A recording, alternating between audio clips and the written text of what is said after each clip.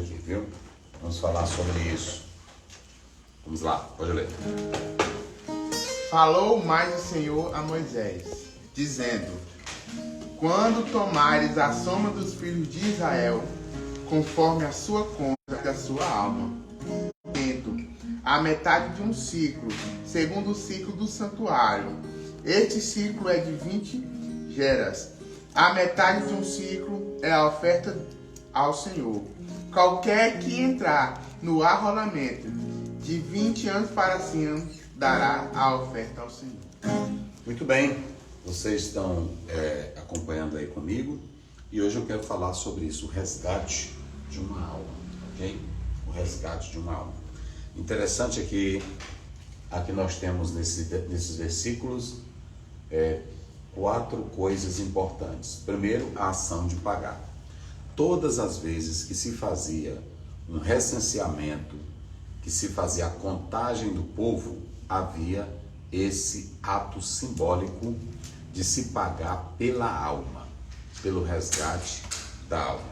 E talvez você pergunte, mas pastor, por que isso acontecia? Olha aqui, ó, a ação de pagar. Por que acontecia essa ação de pagar? Na verdade, essa ação de pagar aqui, queridos, ela não se tratava de uma cobrança ou de Deus exigindo dinheiro, mas era um ato simbólico para aqueles que entraram na aliança com Deus, como Israel. Entrou em uma aliança com Deus, tinha comunhão com Deus, saiu do Egito, fez uma aliança, foi liberto pelo poder de Deus. Quando se fazia esse recenseamento, pagava-se esse meio ciclo, alguns dizem de 30 a 40 centavos no valor de $1 americano. Então, você tem aí a expressão ação de pagar. Israel fazia isso. A segunda coisa, o resgate. Dessa forma, estava se dando a ideia, porque como eles eram comunidade teocrática do Senhor, povo da aliança do Senhor, eles entraram em aliança com Deus, e quando se fazia o recenseamento, se fazia isso, então você tem aqui o resgate. O interessante é que a palavra resgate aí é esse substantivo aqui, ó, kofer. Kofer no hebraico na verdade expressa o preço de uma dívida ou resgate. É isso que tem a ideia aqui. Isso aqui vai dar toda uma base bíblica e teológica para a soteriologia, a doutrina da salvação. Então veja que aqui já se tem a ideia do preço do resgate de uma alma. Também é interessante vocês atentarem para essa palavra determinação. Por quê?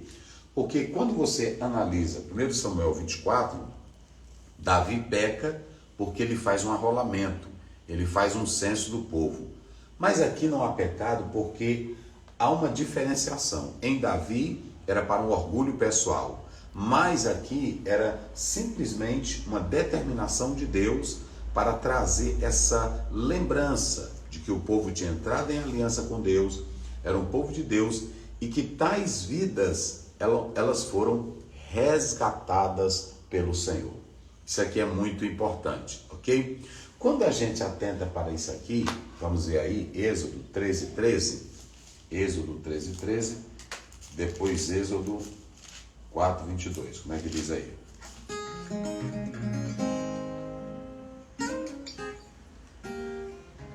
Porém, tudo o que abrir a madre da jumenta, resgatará com o cordeiro.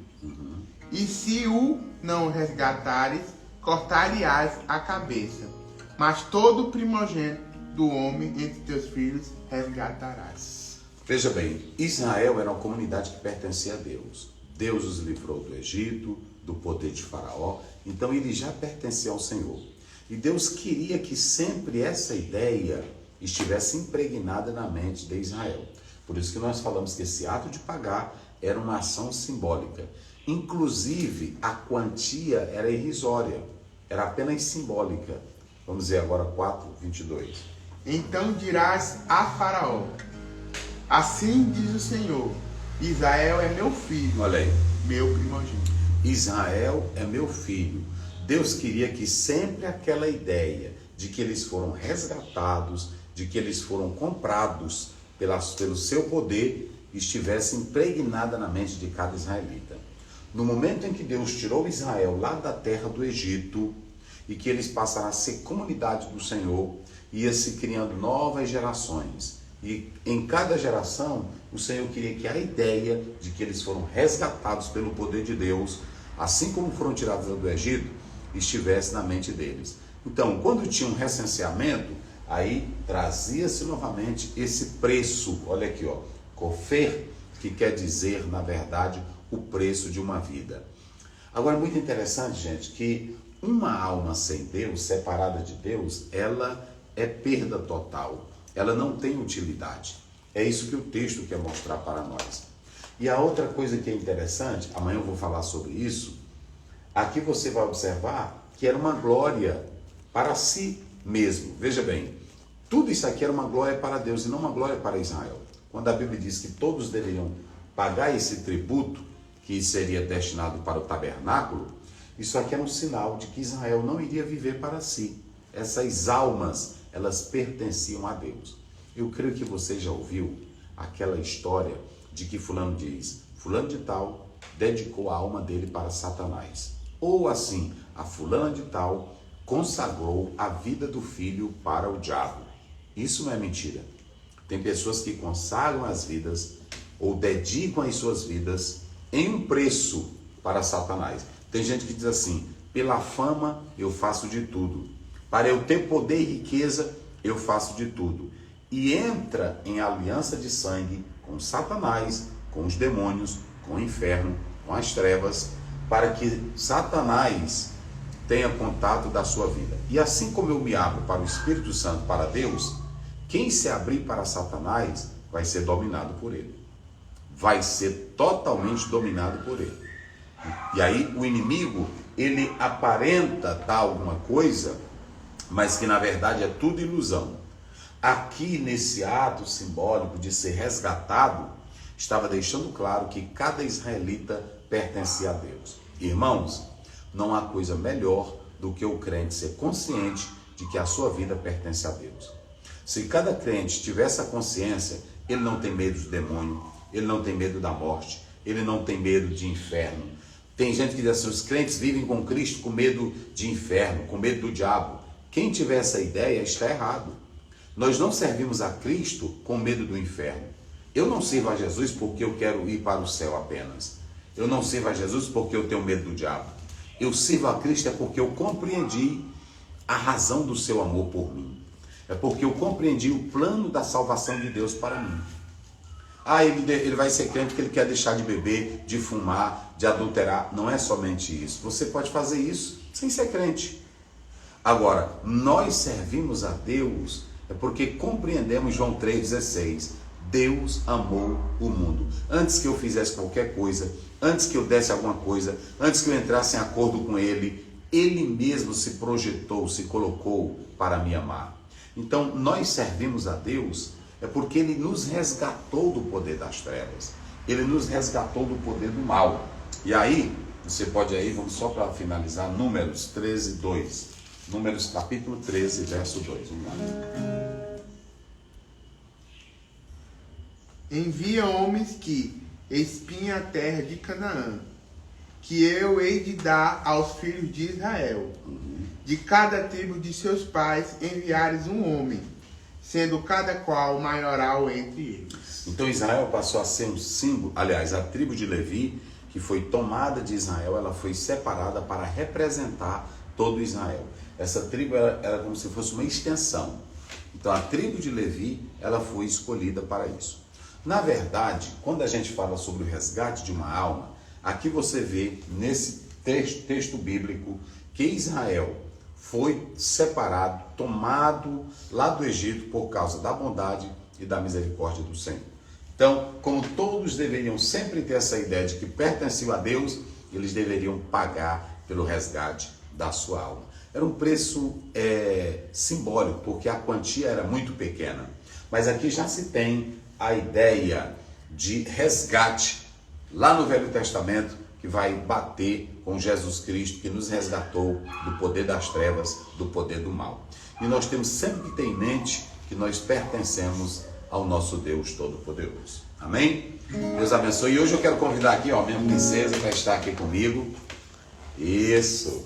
Coloca aqui a cadeira. Vamos lá, né?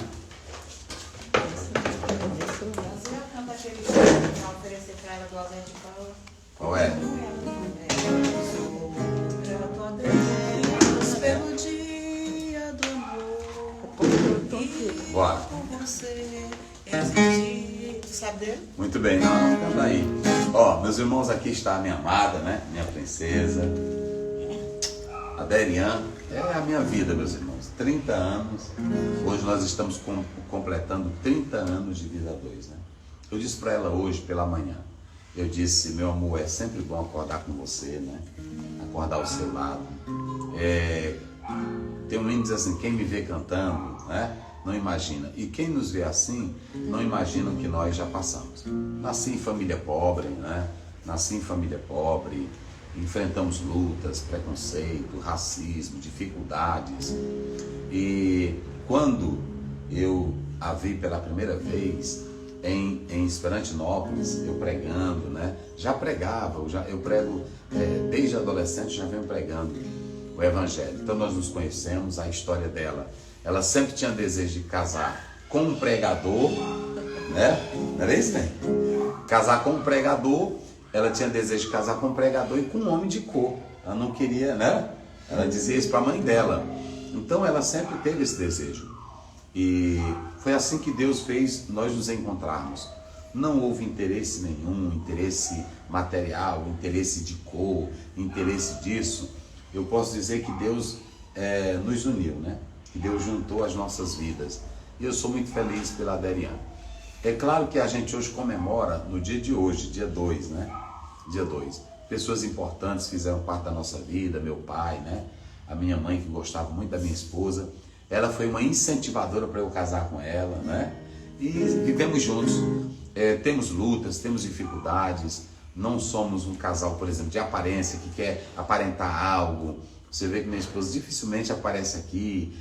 Nós vivemos a nossa vida. Temos lutas, temos brigas. Agora a nossa briga é briga normal, não é briga de bater, de esculhambar, isso não. Ô rapaz, você não fez isso, rapaz, eu pensei que tu tinha feito aquilo ali, né? Essas coisas, rapaz, tu chegou atrasado, rapaz, não faça isso não. Mas a nossa vida, ela é marcada dessa forma, mas nós somos sinceros um para com o outro. Nós já passamos muitas lutas, eu e ela caminhando juntos, mas também muitas vitórias. Eu hoje pensava pela manhã, não tenho do que reclamar, porque vivemos juntos, já choramos, mas nunca eu trisquei na minha esposa. Também ela sempre me respeitou, sempre convivemos juntos e até aqui Deus tem nos abençoado, né? Dizer alguma coisa para o povo? Mas, Senhor, eu também estou feliz, muito feliz por esse dia, bodas de pérolas. Isso. E é um momento muito importante, um dia de refletir, dia de agradecer, dia de celebrar. É verdade. E dia de dizer também que Deus tem feito grandes coisas nas nossas vidas e também através de nós, através de alguns projetos que Deus nos colocou durante a nossa caminhada, como a educação, né? Algumas coisas que Deus, alguns projetos que Deus deu em nossas mãos e Ele aprovou, abençoou e muita gente também foi alcançada por esses projetos. Eu estou feliz de estar aqui, já temos 2 filhas, a Daina, a Delva, temos um genro, o Lucas, e a minha família, a tua família, os que estão, os que nos restam.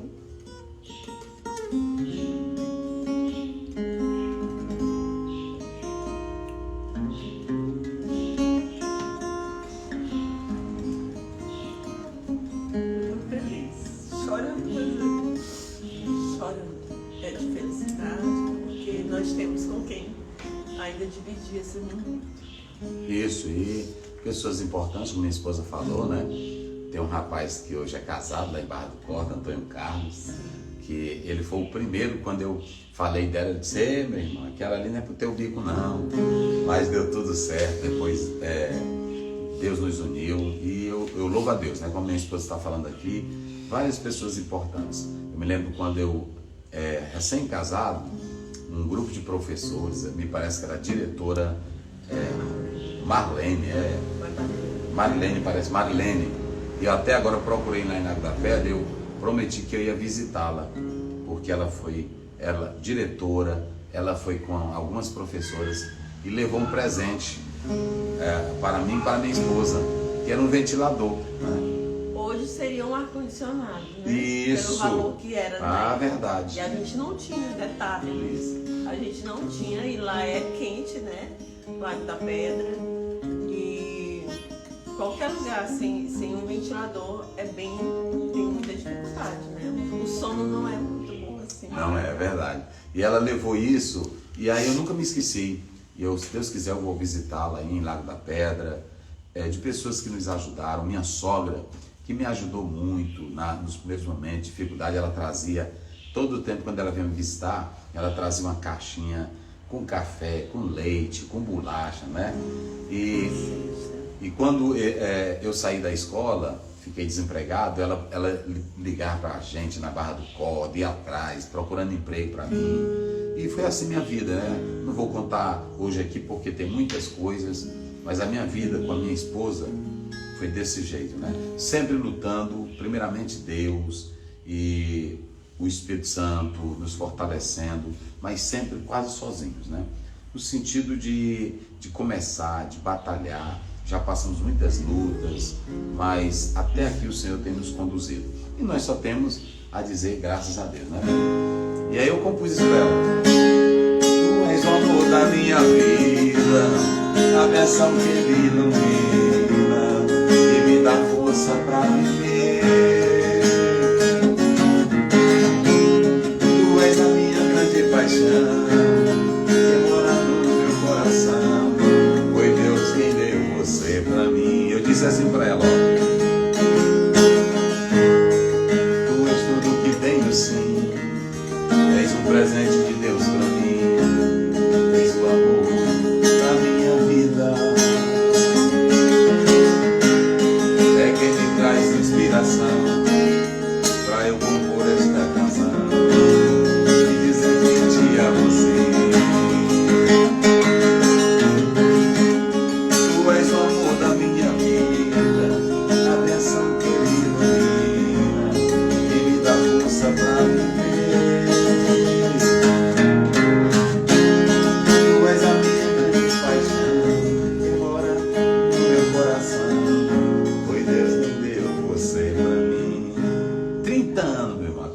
Dessa mulher, tomar o cafezinho dela, viajar juntos, todo o tempo viajamos juntos, no avião, na rodoviária. Eu disse para ela que eu gosto quando eu chego no aeroporto e a gente passa naquela banquinha lá de café e toma café junto, né? Toma um cafezinho juntos, não é isso? E eu fico muito feliz. E eu só quero dizer para ela que o meu amor é grande por você, meu respeito e meu carinho, né? E você é o meu presente, né? Nesse dia especial. A Bíblia diz que lá em Provérbios, que quem encontrou uma esposa, encontrou o favor do Senhor. Você não é somente uma mulher, né? Você é uma mulher, você é uma fêmea, mas você também é uma esposa, né? Sábia, prudente. E eu louvo a Deus pela sua vida, né? Amém? A Mana quer cantar em hino, vamos lá.